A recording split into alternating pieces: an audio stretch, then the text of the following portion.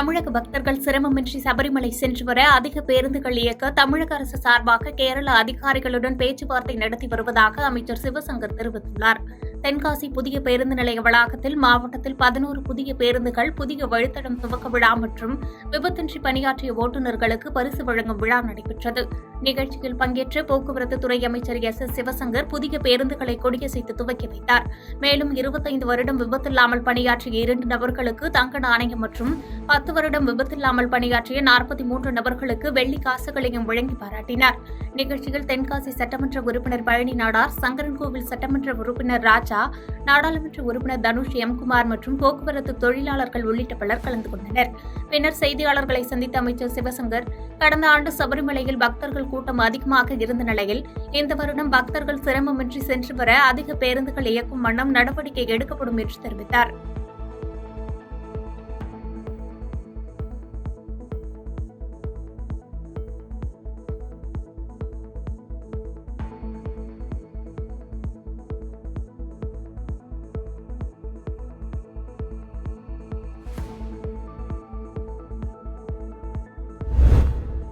Kovai MP PR Natarajan தொகுதி பக்கமே காணவில்லை என்று பல்லடத்தில் நாம் தமிழர் கட்சியின் கோவை நாடாளுமன்ற தொகுதி வேட்பாளர் பகிரங்க குற்றச்சாட்டை முன்வைத்தது பரபரப்பை ஏற்படுத்தி வருகிறது.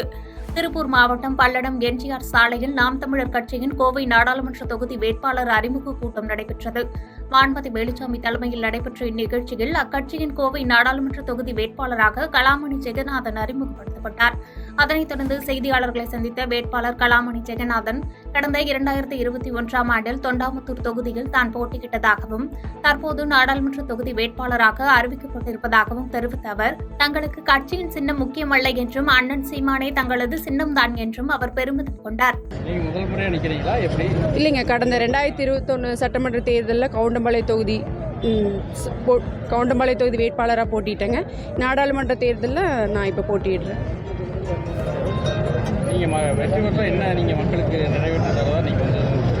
வெற்றி பெற்றா மக்களுக்கு என்ன நிறைவேற்றணும்னு நாங்கள் சொல்ல மாட்டோங்க, செஞ்சு காமிப்போம். எல்லா கட்சியும் சொல்லுவாங்க நாங்கள் வெற்றி பெற்றால் இதை செய்கிறோம் அதை செய்கிறோன்னு. நாங்கள் சொல்ல மாட்டோம், செயலை தான் காமிப்போம்.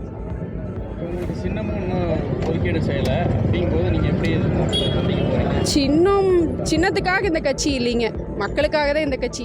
எந்த சின்னமாக இருந்தாலும் நாங்கள் வெகு விரைவில் மக்கள்கிட்ட அதை கொண்டு சேர்த்துருவோம். ஒரு 2 மணி நேரத்துலேயே நாங்கள் முழுமையாக தமிழ்நாடு முழுவதும் கொண்டு சேர்க்குற அளவுக்கு எங்களோட கட்சி வளர்ந்துருக்கு.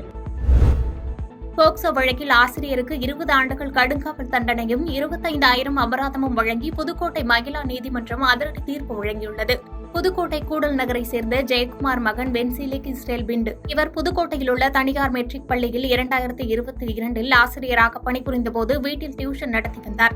அப்போது அங்கு படிக்க வந்த SSLC மாணவியை வீட்டில் வைத்து பலமுறை பாலியல் வன்கொடுமை செய்ததாக கூறப்படுகிறது. இதுகுறித்து அளிக்கப்பட்ட புகாரின் பேரில் வழக்கு பதிவு செய்த புதுக்கோட்டை நகர அனைத்து மகளிர் காவல் நிலைய போலீசார் வென்சிலேக் இஸ்ரேல் பிண்டுவை கைது செய்தனர். இந்த வழக்கு புதுக்கோட்டை மாவட்ட மகளிர் நீதிமன்றத்தில் நடைபெற்று வந்தது.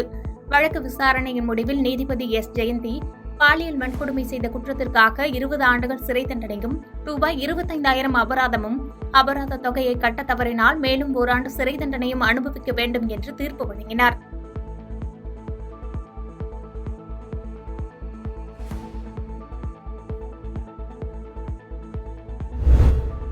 தாராபுரத்தில் 11ஆம் வகுப்பு பள்ளி மாணவியை திருமணம் செய்வதாக ஆசை வார்த்தை கூறி கடத்தி சென்ற வாலிபர் போக்சோ சட்டத்தில் அதிரடியாக கைது செய்யப்பட்டார்.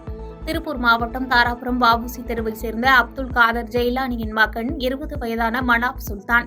இவர் தாராபுரம் கடைவீதி பகுதியைச் சேர்ந்த 11ஆம் வகுப்பு பயிலும் பள்ளி மாணவியை திருமணம் செய்து கொள்வதாக ஆசை வார்த்தை கூறி கடத்தி சென்றதாக கூறப்படுகிறது. இதனை அறிந்த மாணவியின் பெற்றோர்கள் தாராபுரம் அனைத்து மகளிர் காவல் நிலையத்தில் புகார் அளித்தனர்.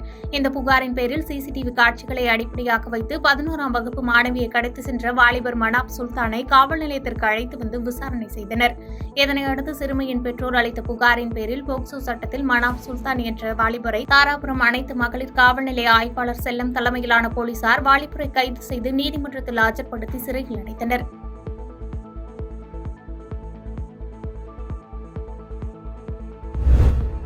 அரசு மருத்துவக் கல்லூரி மருத்துவமனையில் மருத்துவரை தாக்கிய வழக்கில் நோயாளி உட்பட 2 கைது செய்யப்பட்ட சம்பவம் பரபரப்பை ஏற்படுத்தி வருகிறது. வேலூர் அடுத்த சாத்துமதுரை பகுதியைச் சேர்ந்தவர் சுபா. இவருக்கு உடல்நலக்குறைவு காரணமாக கடந்த 7 நாட்களாக அடுக்கம்பாறையில் உள்ள வேலூர் அரசு மருத்துவக் கல்லூரி மருத்துவமனையில் பெண்கள் சிகிச்சை வார்டில் அனுமதிக்கப்பட்டு சிகிச்சை பெற்று வருகிறார். இந்நிலையில் நேற்று மாலை இவரை காண ஆண் உறவினர் ஒருவர் வந்துள்ளார்.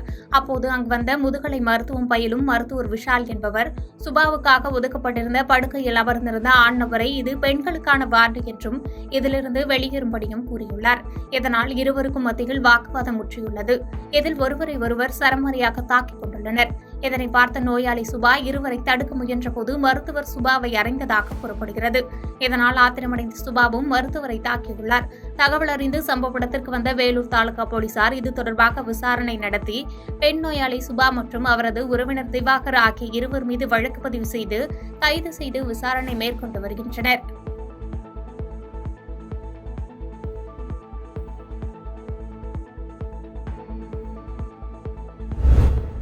பிரான்சில் கருக்கலைப்பை அரசியலமைப்பு சட்ட உரிமையாக்கும் வரலாற்று சிறப்புமிக்க முடிவுக்கு அந்நாட்டு நாடாளுமன்றம் ஒப்புதல் அளித்துள்ளது.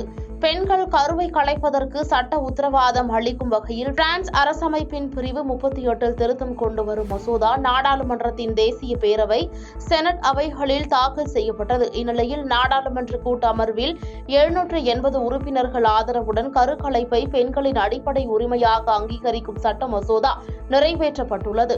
இதன் மூலம் அரசியல் அமைப்பில் கருக்கலைப்பு உரிமைகளை வெளிப்படையாக பதிவு செய்த முதல் நாடாக மாறியுள்ளது பிரான்ஸ். அமெரிக்காவில் கருக்கலைப்புக்கு வழங்கப்பட்டு வந்த அரசியலமைப்பு சட்ட உரிமையை அந்நாட்டு நீதிமன்றம் கடந்த 2022 ரத்து செய்தது.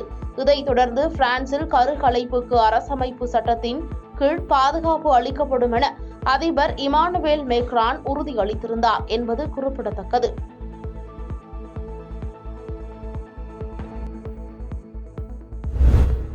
பிலிப்பைன்ஸில் அரிசி விலை உயர்வினால் மக்கள் போராட்டத்தில் ஈடுபட்டுள்ளனர். பிலிப்பைன்ஸில் சமீப காலமாக அத்தியாவசிய பொருட்களின் விலை தாறுமாறாக உயர்ந்து வருகிறது.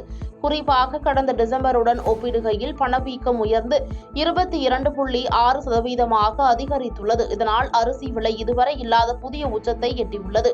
இதற்கு அரசின் கையிருப்பில் உள்ள அரிசியை சட்டவிரோதமாக விற்பனை செய்ததே காரணம் என குற்றம் சாட்டப்படுகிறது.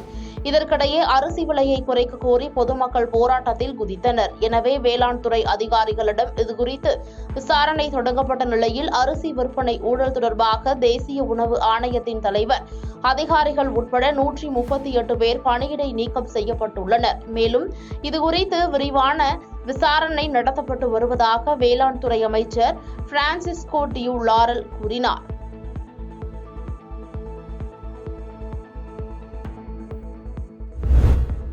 நாடாளுமன்ற தேர்தல் நெருங்கும் நிலையில் பாரதிய ஜனதாவின் உயர்மட்ட குழு கூட்டம் நாளை டெல்லியில் ஆலோசனை நடத்துகிறது. மக்களவைத் தேர்தலுக்கான 2ஆம் கட்ட வேட்பாளர்களை இறுதி செய்ய பாஜக உயர்மட்ட குழு கூட்டம் நடைபெறுகிறது. நாளைய கூட்டத்தின் இறுதியில் தமிழகம் உட்பட தென் மாநிலங்களுக்கான வேட்பாளர்களை அறிவிக்க வாய்ப்பு உள்ளதாக கூறப்படுகிறது.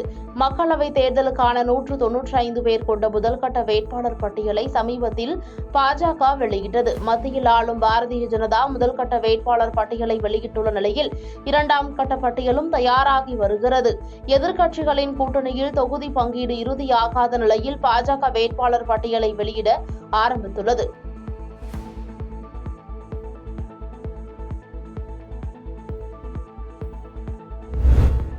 பிரதமர் மோடி தெலுங்கானாவின் மூத்த சகோதரர் என தெலுங்கானா முதலமைச்சர் ரேவந்த் ரெட்டி தெரிவித்துள்ளார். தெலுங்கானா மாநிலம் அடிலாபாத்தில் நடைபெற்ற பல வளர்ச்சி திட்டங்கள் தொடக்க விழாவில் பிரதமர் நரேந்திர மோடியை தெலுங்கானா முதலமைச்சர் ரேவந்த் ரெட்டி வரவேற்றார். எங்களை பொறுத்தவரை வளர்ச்சி என்பது ஏழைகளின் மேம்பாடு, தலித்கள், பழங்குடியினர், பிற்படுத்தப்பட்ட மக்கள் மற்றும் தாழ்த்தப்பட்டவர்களின் மேம்பாடு. பிரதமர் மோடி தெலுங்கானாவின் மூத்த சகோதரர். அவரது உதவியால் மட்டுமே முதல்வர்கள் தங்கள் மாநிலங்களை முன்னோக்கி கொண்டு செல்ல முடியும். காங்கிரஸ் ஆளும் மாநிலமான தெலுங்கானா மத்திய அரசுடன் மோதலை விரும்பவில்லை, சுமூகமான உறவை விரும்புகிறது என பேசியுள்ளார்.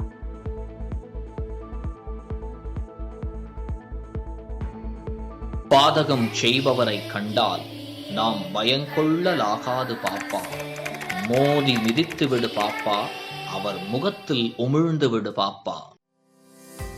அண்மை செய்திகளை உடனுக்குடன் தெரிந்து கொள்ள இணைந்திருங்கள் இயம்நாடு தொலைக்காட்சியுடன்.